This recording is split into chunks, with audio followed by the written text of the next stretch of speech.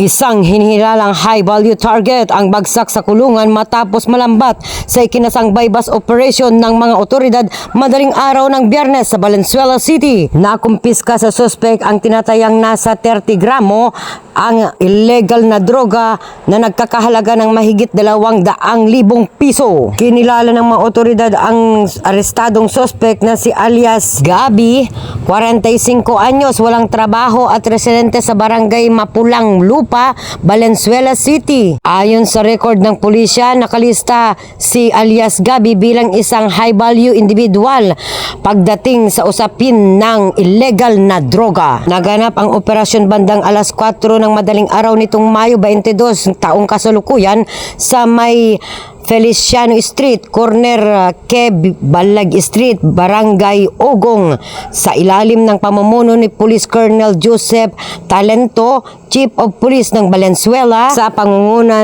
sa Gemba ni Police Lieutenant Sherwin Dasil, OIC, sa Station Drug Enforcement Unit. Operasyon na may selyo at koordinasyon mula sa PIDEA, Coordination Number 1705-21-2026-036.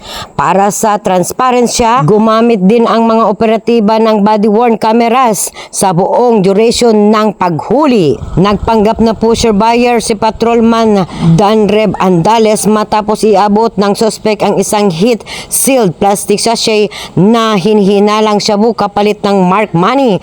Doon na naghudyat, pinaligiran si alias Gabi. Nang kapkapan naman ni Patrolman Raymond Carase, nakuha pa sa posisyon ng suspect ang mga sumusunod: isang karagdagang sachet na hinihinalang shabu, isang genuine na 500 bill na hinaluan ng 8 pirasong tig 1,000 bodle money, 2 pirasong 100 bill at isang brown coin purse. Tumitimbang na humigit kumulang na 30 gramo ang lahat na nakumpiskang shabu na may standard drug price na 204,000 pesos. Kasalukuyan nang nakapiit ang suspect habang inihahanda ng case investigator na si Police Staff Sergeant Chris Paul ang mga kaukulang dokumento.